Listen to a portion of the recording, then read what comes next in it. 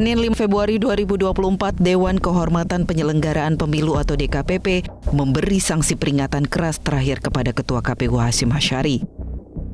Sanksi diberikan lantaran KPU menerima pendaftaran putra sulung Presiden Jokowi Gibran Rakabuming Raka menjadi calon wakil presiden di Pilpres 2024. Ketua DKPP Hendy Lugito menyebut, Hasyim sebagai teradu satu terbukti melakukan pelanggaran kode etik dan pedoman perilaku penyelenggara pemilu.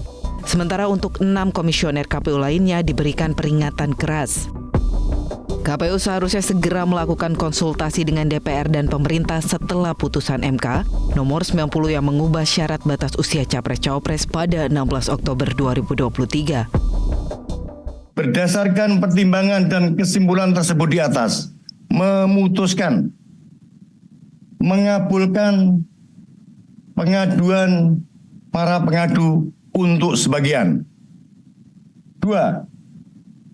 Menjatuhkan sanksi peringatan keras terakhir kepada Hasyim Asyari selaku teradu satu dalam perkara nomor 135/PKE/DKPP/Romawi 12/2023, perkara nomor 135/PKE/DKPP/Romawi 12/2023, perkara nomor 137/PKE/DKPP/Romawi 12/2023 dan perkara nomor 141/PKE/DKPP/Romawi 12/2023 selaku Ketua merangkap anggota Komisi Pemilihan Umum sejak putusan ini dibacakan. Merespon putusan sidang DKPP, Hasyim Asyari tidak banyak memberikan komentar. Hasyim menyebut sudah menjalani sidang dengan DKPP sesuai dengan prosedur yang berlaku dan menghormati setiap putusan sidang DKPP. Saya tidak akan mengomentari putusan DKPP. Ketika dipanggil sidang kami juga sudah hadir memberikan jawaban, memberikan keterangan, alat bukti dan argumentasi. Jadi apapun putusannya ya sebagai pihak teradu kami tidak akan komentar terhadap putusan tersebut karena semua komentar, catatan, argumentasi sudah kami sampaikan pada saat di dalam persidangan. Putusan DKPP pun ditanggapi para kandidat Capres-Cawapres. Salah satunya Cawapres nomor urut 2 Gibran Rakabuming Raka yang mengaku akan menindaklanjuti putusan tersebut. Kalau MK-nya juga kena problem etika, terus kemudian KPU-nya kena etika, apa yang kemudian bisa kita banggakan pada rakyat dari proses pemilu ini? Maka wajar kalau kemudian para ilmuwan keluar dari kampus untuk menyatakan keprihatinannya. Tokoh agama, tokoh masyarakat, ya, civil society juga bicara soal itu. Maka ini alert untuk demokrasi kita. Hati-hati ya, peluit sudah ditiupkan oleh rakyat. Kalau kita tidak bisa memperbaiki hari ini, maka selebihnya kepercayaan itu akan hilang. Pentingnya menjaga etika dan jangan dianggap enteng. Karena itu saya menyampaikan apresiasi kepada DKPP yang sudah berani untuk mengungkap yang senyatanya. Dan ini sekaligus juga sebagai pengingat, ini adalah alarm. 9 hari lagi pemilu. Jangan sampai nanti di hari pemilu dan sesudah hari pemilu muncul masalah-masalah seperti ini lagi. Bagaimana tanggapannya Mas Gibran dari DKPP hari ini sedikit Mas? Ya DKPP hari ini pelanggaran berat. Yang DKPP Gimana tanggapannya Mas? Kami tindak lanjuti Seperti apa Mas? Sementara itu, Guru Besar Fakultas Psikologi Universitas Gadjah Mada Profesor Kuncoro menilai putusan DKPP tidak akan berpengaruh banyak. Pasalnya, tim paslon Prabowo Gibran akan membentuk opini baru untuk mencari pembenaran. Etik yang diterima oleh DKPP ini nanti juga oleh kelompoknya Gibran itu dianggap mesti ada pembenaran. Pembenaran itu bukan kebenaran. Ini semakin menunjukkan bahwa dalam psikologi itu sekali orang berdusta, culas, bohong, itu selanjutnya dia akan dusta, culas, bohong. Kenapa? Untuk mempertahankan tadi harga dirinya. Sebelumnya pencalonan Gibran yang disebut cacat etika sebenarnya pernah dikeluarkan oleh putusan Majelis Kehormatan Mahkamah Konstitusi atau MKMK. Namun faktanya putusan tidak mempengaruhi apapun dan Gibran tetap melenggang ke arena Pilpres 2024 mendampingi Prabowo Subianto. Tim Liputan, Metro TV. Pemirsa, lagi dan lagi sorotan terhadap penyelenggara pemilu muncul. Keputusan Dewan Kehormatan Penyelenggara Pemilu yang menyebut Ketua KPU dan 6 anggota lainnya melanggar kode etik ini tentu menjadi keprihatinan kita semua soal apa yang terjadi di pemilu kali ini. Satu persatu kita dibukakan kenyataan bahwa kita harus terus mengawasi jalannya pemilu kali ini. Metro Siang kali ini akan mencoba mereview KPU ini kenapa sih begitu sampai sekarang muncul lagi putusan soal kode etik. Kita mulai pemirsa. Penjatuhan sanksi dibacakan Ketua DKPP RI Hedi Lugito seperti yang kami kutip di sini pemirsa. Menjatuhkan sanksi peringatan keras terakhir kepada Hasyim Asyari selaku Tradu 1 selaku Ketua merangkap anggota Komisi Pemilihan Umum berlaku sejak keputusan ini dibacakan. Masalahnya sih apa sih gitu ya, ini pertanyaan kita ya. Karena Ketua KPU dan 6 orang anggota ini menerima pendaftaran Gibran Rakebuming Raka menjadi calon wakil presiden sebagai peserta Pilpres 2024. KPU seharusnya mengubah peraturan KPU atau PKPU terlebih dahulu terkait syarat usia capres-cawapres setelah keluarnya putusan MK nomor 90 tahun 2023. Faktanya, KPU malah langsung mengeluarkan pedoman teknis dan imbauan untuk mematuhi MK. Sehingga Gibran yang masih usia 36 tahun ini pun bisa tetap lolos pendaftaran meskipun PKPU-nya belum diubah. Mereka yang dikenakan sanksi adalah, ini pemirsa, bahwa dari Ketua KPU-nya ada Hasyim Asyari, kemudian ada anggota KPU-nya ada Yulianto Sudrajat, Agus Melas, Betty Epsilon Idrus, kemudian juga ada Idam Holik, Muhammad Afifuddin sampai ke Parsadaan Harahap. Kemudian juga pasal yang dilanggar dalam peraturan DKPP adalah nomor 2 tahun 2017 tentang kode etik dan pedoman penyelenggaraan pemilu. Beberapa yang dilanggar adalah pasal 11 huruf A, huruf C, kemudian pasal 15 huruf C, serta pasal 19 huruf A. Kita geser lagi pemirsa. Merespons putusan sidang DKPP, Hasyim Asyari ini tidak banyak memberikan komentar. Hasyim menyebut sudah menjalani sidang dengan DKPP sesuai dengan prosedur yang berlaku dan menghormati setiap putusan sidang DKPP. Kita simak.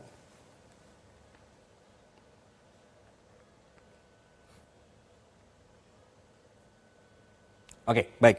Kita lanjutkan dulu pemirsa, bahwa kita akan melihat untuk lini masanya dulu. Ini adalah highlight atau juga kronologinya. Di sini kasus di KPU ini yang terjadi gara-gara sibuk ngurusin umurnya Gibran. Jadi dalam pertimbangan DKPP, KPU seharusnya segera melakukan konsultasi dengan DPR dan pemerintah setelah MK mengeluarkan putusan pada tanggal ini. Kita simak di sini awalnya pemirsa ya. Jadi 16 ini adalah keputusannya. Faktanya KPU baru mengajukan konsultasi kepada DPR pada 23 Oktober 2023 atau 7 hari setelah putusan MK diucapkan. Dalih dari KPU, mereka bilangnya adalah alasan terlambat ini karena DPR sedang masa reses. Tapi alasan ini ditolak DKPP karena menurut DKPP meski dalam masa reses tetap bisa dilakukan rapat dengar pendapat yang ada aturannya pasal 254 ayat 4 dan juga ayat 7 peraturan DPR tentang tata tertib. Kemudian di 25 Oktober pemirsa di tanggal ini, jadi runtutannya begini ya pemirsa ya. Di sini dengan kondisi KPU belum membuat aturan baru setelah putusan MK, KPU justru menerima berkas pendaftaran pencalonan Gibran. Berarti pada saat mendaftar, aturan yang berlaku ini masih pakai aturan usia calon pendaftar 40 tahun, sedangkan Gibran 36 tahun. Dan baru melakukan revisi persyaratan capres-cawapres dengan PKPU nomor 19 di tanggal 3-nya. Inilah yang kemudian KPU dilaporkan ke Dewan Etik dan juga hasilnya KPU melanggar. Nah, pertanyaan berikutnya, kalau prosesnya melanggar etik, apakah membatalkan pencalonan Gibran? Ini dia ya. Kita simak di informasi berikutnya. Menurut Direktur Eksekutif Perludem, Herunisa Nur Agus Yanti, ini menjelaskan bahwa putusan DKPP ini tidak akan berdampak kepada pencalonan Gibran Rakebuming Raka sebagai cawapres. Namun dampaknya adalah kepada penilaian publik tentang permasalahan proses pencalonan Gibran yang diawali dari putusan MK. Proses di MK sudah saja jadi sorotan demi meloloskan Gibran. Kemudian pendaftarannya juga kini dianggap cacat dari segi etik penyelenggara. Kita sudah cukup lelah pemirsa dalam pemilu kali ini yang melihat ada dugaan misalnya cawe-cawe. Dan semakin panjang daftar kecurigaan ini dengan kasus yang sekarang ini. Kemudian KPU sendiri kerap juga menjadi sorotan dengan beberapa kasus yang terjadi. Kita akan coba lihat. Ini beberapa kasusnya. Jadi data KPU terkait daftar pemilih tetap misalnya, yang dulu kalau misalnya Anda ingat ini sempat diisukan ini bobol, diretas oleh hacker. Pelaku membagikan sekitar 500.000 data sampel yang mereka berhasil hack dan dijual seharga 1 sampai 1,2 miliar rupiah. Data yang diretas dengan jumlah DPT kita pada saat itu dicek adalah sama. Kasus lainnya, pemirsa, KPU tidak menindaklanjuti putusan MA. Bawaslu memutuskan KPU melanggar karena abai terhadap putusan Mahkamah Agung. Ini terjadi pada 29 November 2023. Majelis Pemeriksa Bawaslu menyatakan tindakan KPU yang tidak menindaklanjuti putusan MA soal proses pencalonan anggota DPR. Jadi Bawaslu pada saat itu menilai KPU RI ini lambat dalam merespons putusan MK yang menyatakan perhitungan keterwakilan 30% caleg perempuan dengan metode pembulatan ke bawah ini melanggar Undang-Undang Pemilu. Dari kasus-kasus yang terjadi di KPU ini, Direktur Pusat Studi Konstitusi yang juga dosen Fakultas Hukum Universitas Andalas Ferry Amsar melihat atau juga menilai, pemirsa, bahwa harusnya dipecat aja jadi anggota KPU atau setidaknya dipecat jadi ketua KPU karena telah berkali-kali diberi sanksi keras dengan peringatan terakhir. Ferry bahkan menyebut putusan DKPP yang terbaru ini bisa di follow up dengan mengajukan keabsahan pencalonan di Bawaslu dan Pengadilan Tata Usaha Negara. Jadi pemirsa, satu persatu keanehan dalam penyelenggaraan pemilu tahun ini terbuka. Apa yang bisa kita lakukan sebagai masyarakat dan calon pemilih ketika dipertontonkan perilaku yang justru menggerus demokrasi kita? Kami akan membahasnya bersama Direktur Eksekutif Perkumpulan untuk Pemilu dan Demokrasi atau Prudem. Ada Mbak Ninis. Mbak Ninis, selamat siang. Selamat siang, Mas. Ya, Mbak, jadi kita sudah melihat atau juga dari Perludem itu concern sekali soal kemarin Bawaslu yang lambat, kemudian juga ada dugaan-dugaan cawe-cawe dari Kades sampai Presiden begitu. Sekarang ada kasus di KPU. Sebenarnya masih bisakah kita optimistis terhadap pemilu kali ini, Mbak Ninis? Iya, saya rasa wajar ya pertanyaan itu karena kita semua tadi melihat banyak sekali kemunduran dalam proses penyelenggaraan pemilu kali ini. Pemilu itu kan bukan sekedar tujuannya nanti ada presiden terpilih, DPR terpilih, DPD terpilih gitu ya, bukan sekedar ada yang terpilih. Tapi bagaimana kita menuju sampai ada yang terpilih itu, prosesnya bagaimana. Kita berpemilu ini kan juga ada harapan konsolidasi demokrasi kita terjadi gitu ya. Kita sudah menjalani beberapa kali pemilu di era reformasi ini, kan kita ingin proses pendewasaan demokrasi kita itu bisa tercapai, demokrasi kita bisa stabil. Nah tapi dalam perjalanannya yang seharusnya mungkin 2-3 kali pemilu lagi kita sudah bisa stabil demokrasinya, tapi kemudian gangguan-gangguan terhadap kondisi demokrasi itu ternyata masih terjadi gitu ya. Dan yang sangat disayangkan sebetulnya adalah gangguan-gangguan tadi itu menggunakan kerangka hukum.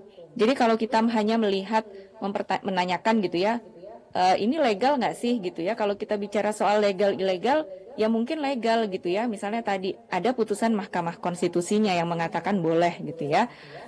Ada perubahan dalam regulasinya. Apakah itu legal? Ya legal. Tapi ketika proses menuju legal itu ada persoalan etik, harusnya kan kita melihat bahwa etik itu ya di atas urusan legal atau tidak legal tadi gitu ya. Nah kemudian kan ini publik menjadi menilai pemilu kita ini kemudian nanti akan dipertanyakan legitimasinya, khususnya legitimasi secara etiknya seperti apa. Kan ini menjadi persoalan gitu ya kalau kemudian pemilu yang sudah tinggal seminggu lagi ini justru mendapatkan publik menilai proses perjalanan sampai nanti tanggal 14 Februari ini banyak sekali kemunduran demokrasinya. Dan saya rasa wajar gitu ya kalau publik kemudian mempertanyakan ini masih apa yang mau kita banggakan nih dengan proses berpemilu kita hari ini gitu. Nah ini tentu menjadi catatan dan memang kemudian akhirnya ya kembali lagi karena sebetulnya dari proses DKPP kemarin ya kita melihat kan ini apalagi dikeluarkan putusan ini kan sudah hamin seminggu gitu ya. Yang bisa dilakukan kemudian apa yang bisa dilakukan salah satunya adalah bagaimana kita sebagai publik, sebagai pemilih betul-betul menggunakan suara kita nanti tanggal 14 Februari dengan mempertimbangkan situasi hari ini gitu. Jadi betul-betul suara kita ini yang kemudian nanti bisa sangat menentukan. Pemilu ini kan juga bagian dari reward dan punishment kita sebagai warga negara. Kalau kita suka ya kita kasih reward dengan cara kita pilih lagi. Tapi kalau kita nggak suka, ada kekecewaan, warga negara tuh bisa memberikan punishment-nya dengan suaranya tanggal 14 Februari nanti. Jadi mungkin kira-kira seperti itu, Mas. Optimistis masih harus dengan memberikan hak suara kita, begitu ya Mbak Ninis. Mbak Ninis, apakah yang terjadi saat ini semua ditabrak aturan ini karena seorang Gibran yang anak presiden? Tapi jangan dijawab sekarang ya Mbak Ninis ya. Kita akan jeda dulu. Dan pemirsa tetaplah bersama kami masih di Metro Siang. Kembali di Metro Siang, dan kenapa sih KPU? Kami masih membahasnya bersama Mbak Ninis dari Perludem. Mbak, jadi kalau kita lihat kondisi sekarang, apakah kita perlu mereview hubungan antara etika, prosedur, dan juga legalitas di sistem hukum kita? Kita sudah melihat MK diketok, kemudian ada kasus etiknya, tapi produknya tidak bisa dianulir. Dan ini juga begitu, KPU prosedurnya salah, etikanya salah, tapi produknya juga nggak bisa diganggu-ganggu. Perlu Mbak, kita atur ulang semuanya. Ya, sebetulnya kan ini persoalannya bagaimana kita menempatkan etika di atas hukum ya. Tadi ini nggak sekedar bicara soal legal atau tidak legal. Nah, karena kalau kemudian kita tidak dalam membuat atau membuat kerangka hukum ini tidak ada landasan etiknya, segala cara bisa dilakukan. Memang kemudian kan ada mahkamah etik, MK punya mahkamah kehormatan, penyelenggara pemilu punya DKPP. Tapi kan mahkamah etik ini bekerjanya pada ranah etiknya, pada perilaku orang per orangnya. Dia tidak bicara soal bagaimana tata cara prosedurnya, sehingga memang tidak bisa membatalkan keputusan yang sudah dibuat berdasarkan perilaku orangnya gitu. Jadi yang dinilai hanya bagaimana perilaku orang ini, dia profesional atau tidak, berintegritas atau tidak, dan lain sebagainya terkait soal etika. Nah sekarang ke depan saya rasa memang kita perlu betul-betul bicara etika ini bukan sekedar bukan sekedar slogan atau bukan sekedar jargon gitu ya. Dia harus di atas segalanya. Bicara soal penyelenggara pemilu misalnya. Ya kita butuh penyelenggara pemilu yang beretika, berintegritas, profesional supaya orang bisa percaya dengan proses penyelenggaraan pemilunya gitu ya. Karena kalau hanya bicara hitam putih legal atau tidak legal ya bisa dibuat-buat saja gitu ya, aturan hukum ya bisa dibuat saja tanpa ada mendasari pada etika, semua bisa diterobos-terobos gitu misalnya, yang tapi justru itu memundurkan kondisi demokrasi hari ini gitu ya. Dan ini kan memang perlu kedewasaan dari policy makernya, pembentuk undang-undangnya misalnya, ya perlu kedewasaan juga. Nggak bisa yang namanya kerangka hukum, aturan main gitu ya, itu dibuat yang namanya pemilu memang semua ingin menang, tapi kan kemudian jangan kemudian juga ya aturan-aturan ini dibuat supaya untuk asal bisa menang gitu loh. Kita ingin juga pemilu kita ini kan ya bermartabat gitu ya, jujur, adil gitu ya. Kita punya prinsip itu dijamin dalam konstitusi, turunannya harusnya juga sejalan dengan apa yang sudah diatur dalam konstitusi tadi gitu. Dengan kondisi seperti saat ini Mbak, semua ditabrak, apakah ini karena memang sosok Gibran sendiri, anak presiden? Ya, kecurigaan itu bisa saja dipertanyakan oleh masyarakat gitu ya, karena seperti ada karpet merah gitu ya dalam prosesnya. Dan dengan apa yang terjadi gitu ya, misalnya melalui Mahkamah Konstitusi yang dengan MK sendiri sudah dikatakan bahwa di situ ada konflik kepentingan, ada pelanggaran etik berat gitu ya. Prosesnya tuh sudah dikatakan cacat oleh MK gitu. Dan kemudian kan waktu kemudian membuktikan gitu ya, ternyata dengan keluarnya putusan Mahkamah Konstitusi pada waktu itu, kemudian seorang Gibran Rakabuming bisa mendaftarkan diri sebagai calon wakil presiden. Lalu kemudian baru saja kemarin gitu ya, dari sisi KPU-nya juga demikian gitu ya, yang kemudian tanpa mengeluarkan revisi terhadap peraturan KPU, tapi kemudian pendaftarannya bisa diterima. Padahal disebutkan bahwa untuk memverifikasi dokumen administrasi itu harus lewat PKPU, tapi sementara PKPU-nya belum diubah. Di PKPU yang lama itu kan syaratnya masih 40 tahun. Nah, sementara ini ada yang belum 40 tahun mendaftar, tapi pendaftarannya diterima tanpa mengubah itu gitu.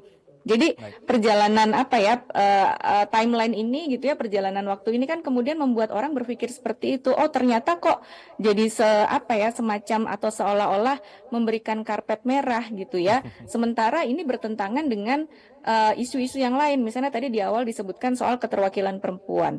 Ada putusan Mahkamah Agungnya gitu ya dikatakan KPU harus merevisi, tapi KPU tidak bergerak cepat sebagaimana KPU bergerak cepat untuk menerima pendaftarannya Gibran gitu ya, langsung bisa diterima. Tapi yang untuk urusan yang lain KPU tidak melakukan gerak cepat seperti yang lain. Ini kan kontradiksi gitu ya, padahal kalau dibandingkan dengan kebijakan afirmasi tadi, misalnya KPU-nya tuh sebenarnya punya waktu lebih lama gitu ya dibandingkan dengan yang pendaftaran kemarin. Ya akhirnya kan publik melihat bahwa ada konflik kepentingan gitu ya, ada memberikan karpet merah untuk seseorang supaya bisa dimajukan sebagai kontestan dalam pemilu 2024 kali ini.